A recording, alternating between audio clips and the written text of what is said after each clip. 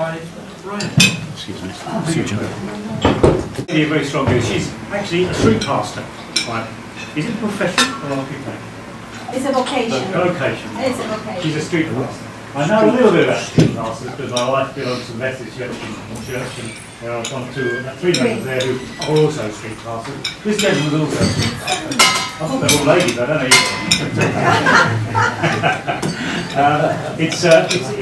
well, I don't think I want to try to explain it. You're going to do it far better than I can. But I think you'll find it fascinating the work they do amongst the community, particularly the young people. Yeah. I think it will be explained to you fully, so I'm going to hand it over to you. Thank you. I'm just going to go and grab my bag so I can show you the sort of things that we carry in our bags. But thank you for having us. No comment. I gave you the key. Okay, we don't need the key, Donald. We have everything here. Okay. So, as you know, my name is Monica, and I'm the coordinator of Havering and Redbridge Street Pastors. I look after about almost 70 people altogether. We have 35 street pastors here in Havering, and we're looking to launch a team to Home Church next year. So we're kind of working hard on gathering all the people that we need to be able to do our work in Home Church. Street Pastors is a Christian ministry that actually it's a group of people that gather together to go out onto the streets. We go out Friday nights and a couple of Saturdays a month from 10 p.m. until something like 3 or 4 in the morning. And our job is to really be extra ears and extra eyes in our town centres. And we engage with all the people that are out and about in our town centres, either drinking, eating, or the homeless. Some of the prostitutes in Redbridge. We have a big problem with regards to the ladies of the night, and we know that we have some prostitutes actually coming to Romford as well. So we kind of engage with anybody. Our aim is to meet people where they are at. We do not preach. We don't Bible bash people. It is a ministry that looks to serve. And our motto is to listen, to care, and to help. So that's all we do. And we are very privileged to have conversations with people that otherwise will go home with very pressing issues. We have come across women that are pregnant and actually considering abortions. Women that are, in very difficult relationships. We have come across men that, before they met us, they were on the way to commit suicide, and we had a conversation with them, and the whole thing was changed. It's a very effective, yet very, very simple ministry. We carry very simple stuff in our bags, and I'm going to show you. We're very famous, some of you know, for our pink flip-flops, and obviously everything that we give away we have to buy, so everything costs us money. But these flip-flops we give to the young women when they come out of the clubs, so when they're getting ready at home and they're looking beautiful, very well or very little well dressed, and they go out with the very high heels, after a couple of hours of clubbing and perhaps drinking. And these women tend to take their shoes off, and they walk the streets without shoes, putting themselves in danger, really. Broken glass, needles, what have you. I mean, it's disgusting. So we give these flip-flops to the women. They are completely free, and we do have, we try to remember to always put the flip-flops on the women's feet, because it reminds us when Jesus washed the feet of the apostles. So we can't do that because we want to demonstrate to the women that, we are the servants, and we're there to look after them in whichever way we can. So flip-flops are very important to us, and the girls absolutely love, and they are like blown away when we come up with something like this, and also when they find out that we are people from the church. Like finally the church left the building. So for them it's mind-blowing that, after centuries of the church has been in the building, we have decided to leave the building so we can go and meet them in the streets.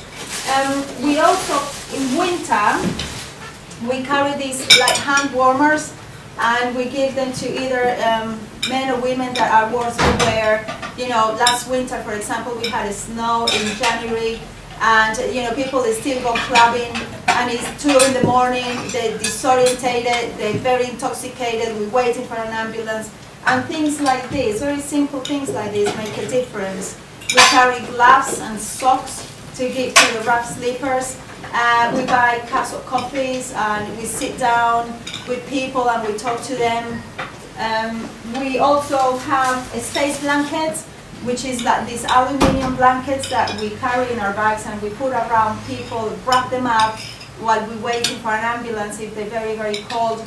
Last year, a drunk, very young man that was very, very drunk fell on the river, and he walked like for about 10 minutes, and he was soaked, completely soaked. And he was sitting on the floor, and of course he was suffering from hypothermia. So we got our blankets, we took our hats, you know, we put him in gloves, and we were rubbing his body and waiting for an ambulance. And actually, when the ambulance crew arrived, they were very, very grateful, because basically we saved his life. And so we just don't know what we do. Sometimes we're really making an impact in people's lives and actually saving people's lives in very practical ways. What else? We love to take people out to, you know, for you guys to observe patrols. If anyone wants, it's not, you know, you don't have to become a street pastor when you come out with us. If you decide to observe a patrol with us, you'll be wearing this very sassy, lovely, high visibility jacket, and it says a street pastor observer. And it is obviously, it makes a difference to people. We wear a full uniform. It's all navy blue, high visibility writing at the back that says street pastors. We wear a cap so people can actually see us from far away. So if you have an urge to come out with us and see what we do, please speak to me, and you'll be wearing one of those. We carry wipes. These are magical. We could not do our job without wipes. When the young men get involved into fights and they're bleeding, you know, we put our gloves, we wash them, we wipe them away. You know, we try to kind of, dignity is very important to us, so we like to keep the women that we meet, you know, as dignified as possible. Sometimes it's difficult because, again, it's, you know, what they wear, and we pull their dresses, and, you know, if they sit in a manner that is not appropriate, we try to, you know, always taking good care of the women especially, and of course the guys. They're very handy when they puke. Sorry, we just had lunch, I'm really sorry about that. But, you know, we have found, you know, men and women just kind of covering puke and being sick, and again, it's just being really Jesus to them. And we get the wipes, and we do what other people wouldn't do, and we get their hair tied up, and we clean their faces, their hands, and give them water, because dehydration is a big problem. And you know, and that really makes a difference when mom and dad come and pick up their kids. You know, some of the guys that are 19 or 18, and we have to call parents sometimes in order not to waste ambulance people's time. We save in the NHS a great amount of money, I'm telling you, because we do a lot of first aid, very basic, taking care of people. We know that the ambulance is the very little that they can do if a person is very intoxicated. So we kind of try to take care of them rather than calling an ambulance. Otherwise, we'll be calling an ambulance every second, to be quite honest. In our town centres, there's a lot of drinking going on. Young people tend to, 11,000 young people come to Romford Town Centre from Thursday to Saturday.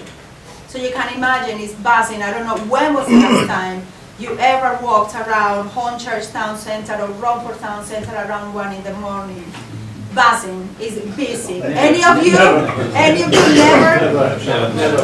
Okay, let me tell you that it's not as bad as you might think. Actually, you know, our young people, our young adults are, in the majority, they're very well behaved. Obviously, the ones that we take care of are the ones that get, you know, are worse for wear. But in the majority, our young people are lovely. We have never, in the years, I've been a street pastor for almost 7 years. And I have patrol in Barking and Dagenham, I have patrol in Redbridge, and I have patrol here in Haverhill. And in 7 years, I cannot remember, you know, a person being so horrified or upset of seeing street pastors in the streets, or not being pleased of, you know, this, again, us volunteering our time, so crazy hours in the morning, like it takes a certain sort of person to do that, and people really do appreciate it. In the time that we've been patrolling in Havering, we have never had incidents where, you know, any of our street pastors have even, no one has ever attempted to lash out to us or to be abusive. I mean, the most that they say is something like, "What the F, I can't believe you're doing this." And to be quite honest, people are usually shocked to see Christians, or, you know, even we were not Christians, just people caring for their communities at those hours of the night is quite unusual. So, what else? Let me tell, oh, this is, okay, we carry small bottles of water. Obviously, big ones get wasted, so these are much better, and they can just hold them and drink them in sort of one go. So, we give, in a year, we probably give about 500 bottles of water. We give by the hundreds flip-flops away. Space blankets, we could give out up to 60 during winter. Wipes, as well, I mean, we use them constantly. We have done thousands, probably over 5,000 hours volunteers hours to our town centers for free. We have had very significant conversations by the hundreds and hundreds. By, you know, significant conversations are those that, you know, where a person is making serious decisions about their lives and about relationships and about pregnancies. We've been there to listen to their stories. It is not our job to advise them which way to go, but it is our remit to actually listen to the stories and just be there. And whichever way they decide to go, you know, we're there to support them. We have never failed in the time that I know, talking to a person that is so down and is actually thinking about committing suicide, that we have not diverted the decision. Just not because we have interfered, but just because they have been able to download all the pressures and all the brokenness to us.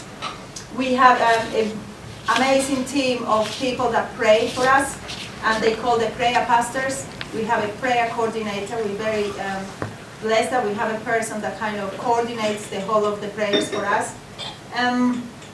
We're very well supported by the police, the town center police. They're brilliant. We work in partnership with another ministry that is called Deeper Lounge, which is a marquee in the middle of the square, where they give out tea and coffee for free. And we bring our young people or our young adults when they are so drunk the taxis will not take them home. So we kind of be stuck, really.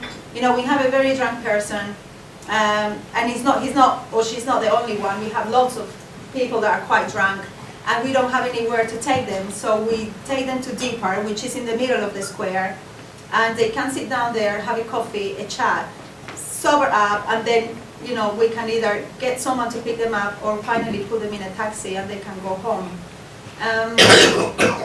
I cannot think of any. I think I have told you most of what we say. We give panic alarms. So this is another thing that the police gives us, safety partnership. And we give it to the women that are vulnerable, not necessarily drunk, but, you know, if there are some, maybe one or two girls that are walking about and late at night and sort of they heading home, we just give these ones to the girls, and we explain what they are and how to use them. And obviously they're very grateful. They have a little torch when they walk. Oh, there it goes. So if they need to do their key, when they do the key when they get home, so they can use these ones. We are all from different ages. To be a street pastor, you need to be 18. There is no upper age limit. So our lovely Donald is 78. He is our eldest street pastor, but we have people that are retired, that are teachers, speech therapists, nurses, people like me, that I've been doing ministry for about 7 years. So we all come from different walks of life. So I think I have done my 10-15 minutes. Don't you think? Any questions? Yes, sir. bag. I think it must be like my wife's handbag. On your patrols, as you call them, how many are you in the town centre as a group? We need 3 people at least. If it's less than 3, we will not go out. So it's usually between 4 to maybe 8 people. So if it's 8 of us, then we make out 2 teams and we kind of tend to go different ways.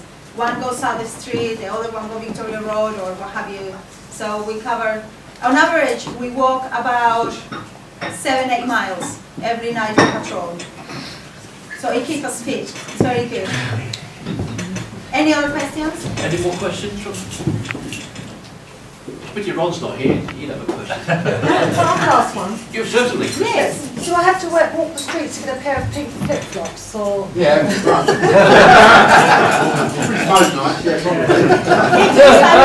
If I had the chance to meet you at 1 in the morning and you need them, please, give us a shout. I'll remember that when I get off the tube. And You know, you're saying when people are drunk, Yes. you can sort of do more than call an ambulance. How do you differentiate between someone who's just literally drunk or someone that is in danger because they're drunk so much they have alcohol poisoning? You do have to get up. Sure. Well, we have had first aid training. Our training also involves recognizing the signs of a person that is high on drugs or is high on alcohol. We have also done sort of, I'm a first aider, for example, and a couple of our people are first aiders. When we're not sure, we just call the ambulance, obviously. We're not going to put anybody at risk because, you know, our judgment at the end of the day is not, it doesn't prevail completely. But yes, our training is excellent.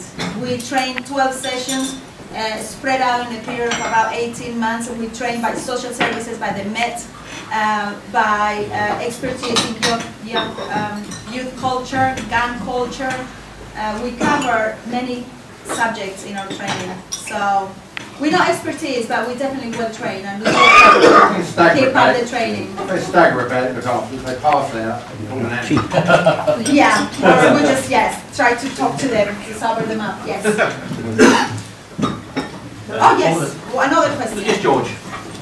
You're only a young girl. How did you get into this? How did I? Yes. Wow. How long you have? No, I have, it is 2003. Okay, this all to do. Actually, I became a street pastor due to my faith, to be quite honest. My life was completely changed in 2003. I cannot go into details about my own personal story and my testimony. But in 2003, everything changed. I saw the very first street pastors in 2004 walking the streets of London. And I got very interested. So when they told me that it was actually Christians that go out into the streets and do this kind of work, I got very fired up. I always thought that that's what, you know, people with a passion for community should be doing, especially for the church, to be out of the building doing stuff like this. Nothing happened for about 4 years. But then in 2007, the first team of street pastors was born in the east of London. And it was an ad on the newspapers. And then that's how everything started for me. But it's fueled by a passion that I have, because I know God has a passion for me and the community. So that's my motivation, ultimately. Thank you. Any more questions from you? Well, I started by saying, writing down, this is a fascinating subject. Fascinating is not the right word. I can't think of the right word, but I'm sure you're all aware of what it's about. To listen, care, and help. Yes, sir. Well, that's it in a nutshell, really. I mean, there's obviously a niche or a market, or what, not a market, a space in what goes on at the weekend in Romford and other town centres for an organisation like yours. It seems to fill a hole, fill a gap. You are the liaison, if you like. Because all we ever read about, hear about is the police are fighting with the 20, 30 drunk around here. You never hear of the after effects of it all. And that's where obviously you fit in. You fit in well, you dovetail obviously properly with the emergency services. And Well, like I said, I thought it was fascinating the first word I wrote down, but it's not fascinating, it's way beyond that. Inspirational, thank you. Anyway, I knew something better for the right word. So, fellas, on behalf of, can we give out thanks to Monica for her talk in her usual way.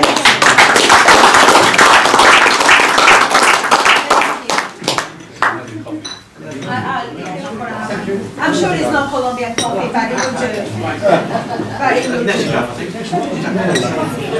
Thank you very much. Yes. Anybody wish to raise any points in the business from anybody? Just quickly. 60 people coming to the handout dinner.